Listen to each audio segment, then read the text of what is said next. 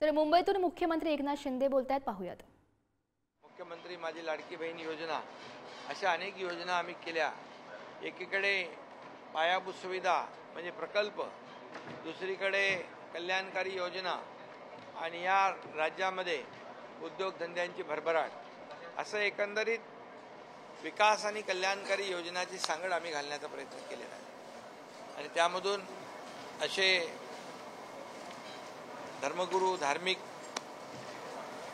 आपले बंतेजी सगळे या ठिकाणी येतात, त्याचाही आनंद आहे। त्यामध्ये मी एक दोन ओळी सांगेन तुम्हाला। दौलत मिली किसको तो धनवान बन गया, ताकत मिली किसको तो पहलवान बन गया, बाबा साहब मिले मुझे तो मैं इंसान बन गया, इसलिए मैं खुश नसीब हूँ। हे विचार जे आहेत, विचार अगदी ते साता समुद्रापलीकडे आपले बाबासाहेबांचे पूर्ण जगभरामध्ये पोचले आणि बाबासाहेबांचं विचारांचं अनुकरण लोक करू लागले। आणि खरं म्हणजे भगवान गौतम बुद्ध इथे आहेत, विश्वाला शांतीचा संदेश देणारे। तर मगाशी पण म्हणालो मी की संघर्ष आणि युद्ध, जगाला युद्ध नको तर बुद्ध होय। आणि ये देश नहीं चलता है गोलियों के बौछारों से, ये देश चलता है तो बाबा साहेब जी के संविधान से। आणि म्हणून हे मानणाऱ्यापैकी आम्ही आहोत। म्हणून आज तुम्हाला सगळ्यांनाच खूप खूप शुभेच्छा देतो, पत्रकारांना। आज एक आगळा वेगळा कार्यक्रम आहे।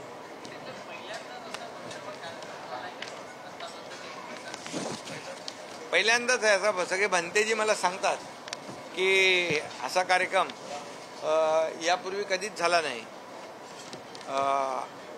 हा पहिल्यांदा कार्यक्रम या ठिकाणी वर्षावास, हा पवित्र महिन्याचा कार्यक्रम वर्षावर पहिल्यांदा होतं असं सर्व भंतेजी मला सांगतायत। त्यामुळे मला आनंद आहे।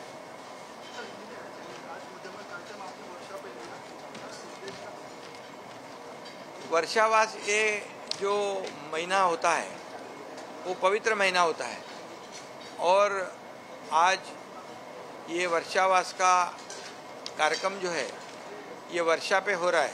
इसका मुझे आनंद है, समाधान है। और आज यहाँ चिवरदान हो गया, धम्मदान हो गया, अभी भोजनदान शुरू है।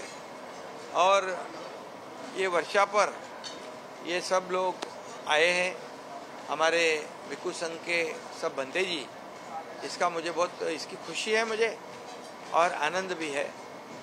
और उन्होंने भी आनंद व्यक्त किया है।